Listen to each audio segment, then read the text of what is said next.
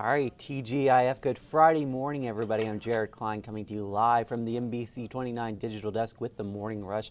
Let's start things off with local headlines, and we're starting with Decision 23 news. In recent years, school boards have come front and center in political discourse, and a race in Albemarle County has attracted an unprecedented amount of cash. Allison Spillman and Meg Bryce are running for the at-large seat.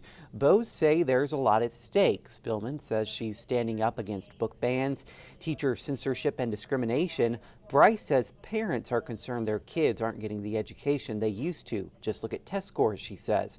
Election day is Tuesday. Staff shortages are causing nursing homes in Virginia to limit new admissions. That's according to a new survey by the Virginia Healthcare Association. Care providers say the pandemic proved to be a turning point. The association is calling for greater investments in Medicaid and nursing education programs to help fill job openings. The Quaker Run fire in Madison County has now burned more than 1,100 acres of land. Some of that is in the national park. The Department of Forestry says the number will continue to grow as the fire burns through the remaining fuels within the containment lines. Madison County says firefighters are making strong progress because the containment area around the fire is 1,600 acres.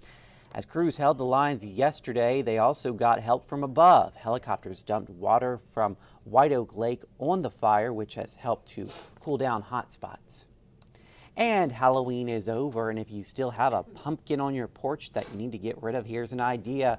The Ravenna Solid Waste Authority is hosting a free composting event. Just bring your gourds to McIntyre Recycling Center and place them into a labeled bin, and they will be taken to Panorama Farms and turned into compost.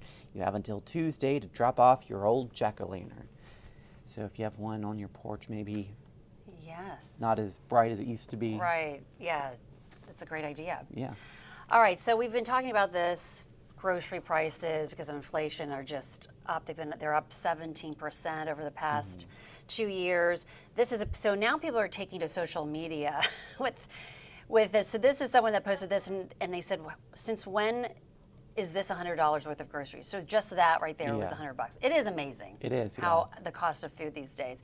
And so there are some tips that you can do to save money. So take advantage of the sales and coupons. I'm always looking for the sales in the grocery store, especially like the meats. They have a lot of really good sales on that. Change your diet to avoid those high cost items. Use store brand products. I always do that. Consider a wholesaler. I do that. Join your grocery car store reward club. Make a list before you shop. I do that. That is, I feel like that's a huge thing.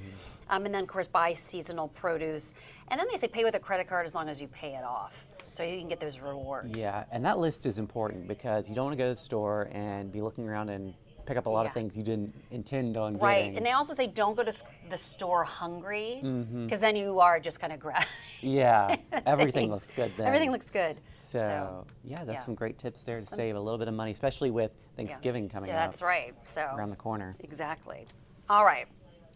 Baskin Robbins, speaking of the holidays, has a new ice cream flavor inspired by Thanksgiving. So it's this cranberry cornbread and yam or sweet potato. I feel like it could be good. I don't know why they keep making ice cream flavors that nobody asked for. You know what I mean? Like, that's who a was very like, good you know point. what tastes good as ice cream? Thanksgiving. Right. But I would try it. I mean, it looks better than the macaroni and cheese ice cream. Yes, it totally does. So, yeah, we could have that as dessert after our Thanksgiving dinner. You could. That's right. So anyway, but this one to me actually looks like it could be. Yeah, it looks like it has some potential. It has some potential. All right, and then just lastly, if you go to the next, look at these two love owls. Aw.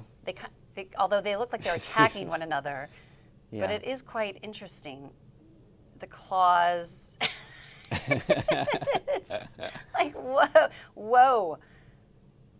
I mean, it's cute. I love owls. I do too. I think they're so cool. Yeah. But just their interaction. Yeah, it's so cool to see. And the nuzzling, but then it's like, it looks like they're biting, but it's just really cute. Yeah, that's just how they interact. Yeah. Yeah. Anyway, I just thought that was on a cute. Friday. Wanted Yeah. to end it on something Great way to end our cute. trending topics. All right, Yep. thank you, Jennifer. Let's take a look at that 7-day forecast on this Friday. We've got a high of 62 today, and then warming up for our weekend with highs around 70. Make sure you get out and enjoy it. We won't have too many temperatures like this as we get into the coming months. And then looks like we're staying in the 70s as we go into next week. Remember, turn back your clocks on Sunday morning at 2 a.m. and also Election Day is on Tuesday, so go ahead and make your plans early if you do plan on going out and voting. All right, I hope you guys have a great Friday out there, a great weekend. We'll see you again on NBC 29 News at noon.